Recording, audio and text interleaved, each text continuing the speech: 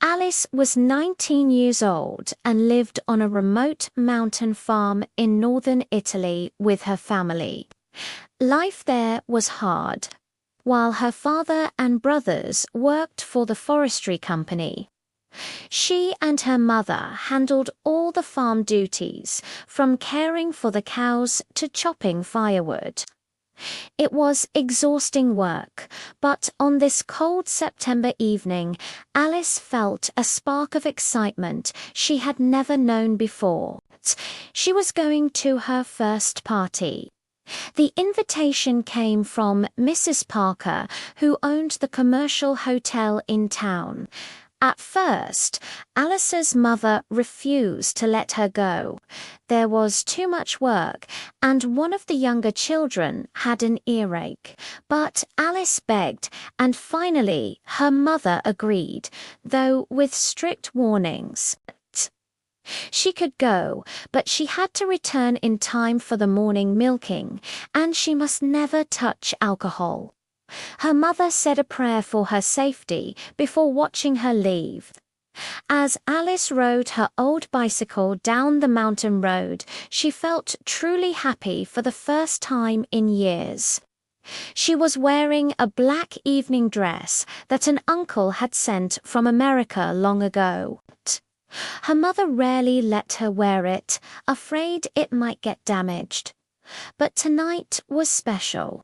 Tonight she might see Robert Wilson again. Robert had appeared 2 years earlier on a motorbike, asking directions to the famous lake nearby.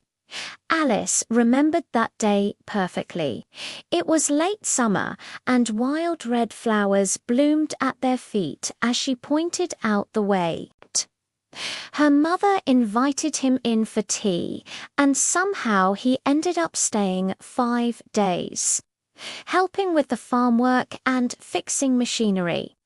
Alice washed his shirt, made his bed, and when his back got sunburned, she gently applied milk to soothe it. On his last evening, Robert took Alice for a ride on his motorbike. They stopped at a bridge, and as the sun set, they danced together with no music except the sound of singing birds and running water.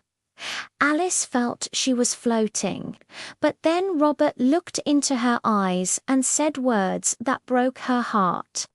He told her he already had a wife and children, and that she was too young and innocent. Before leaving the next day, he sent her a drawing of herself, but it made her look plain and ugly. Her family hung it on the kitchen wall for a while, but eventually it fell and was used to sweep up dirt. Alice never forgot him, though. She kept hoping he would return.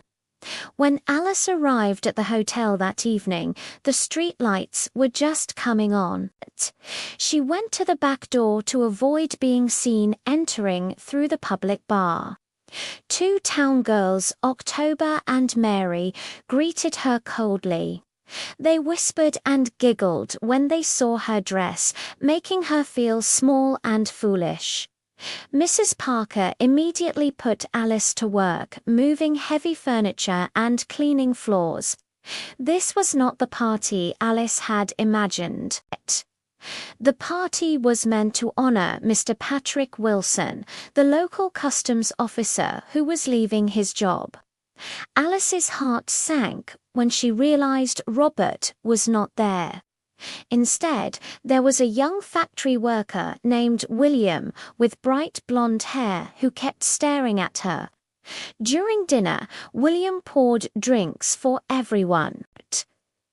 Alice asked for orange juice, but when she turned away, he secretly added vodka to her glass. She drank it, unknowingly breaking her promise to her mother. As the evening wore on, the guests grew louder and drunker. William asked Alice to dance, and she felt strange and dizzy from the vodka.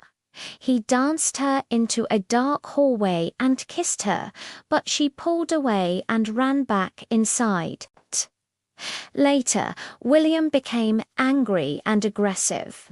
He tried to drag Alice out of the bedroom she shared with the other girls, but Mary threatened to throw a lamp at him, and he finally left. The girls pushed a chest against the door to keep him out.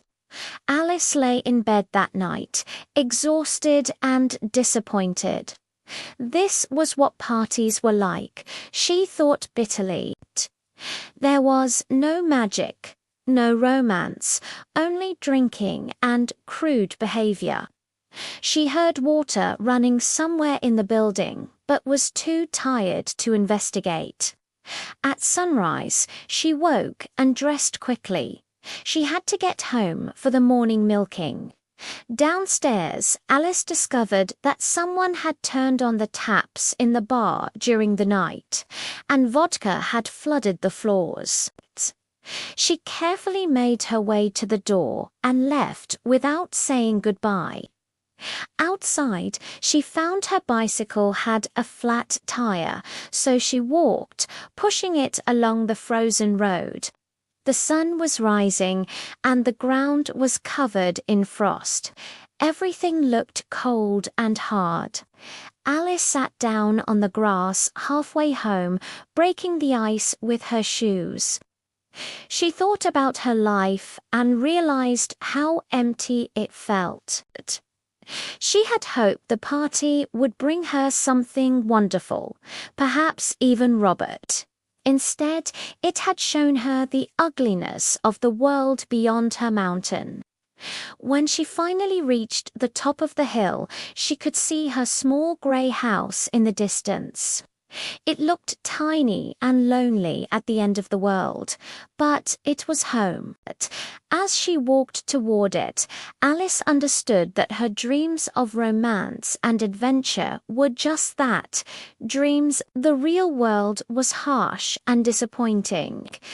But still, that little house was waiting to welcome her back, and perhaps that was all she really had. She kept walking, carrying her broken bicycle, toward the only place where she truly belonged.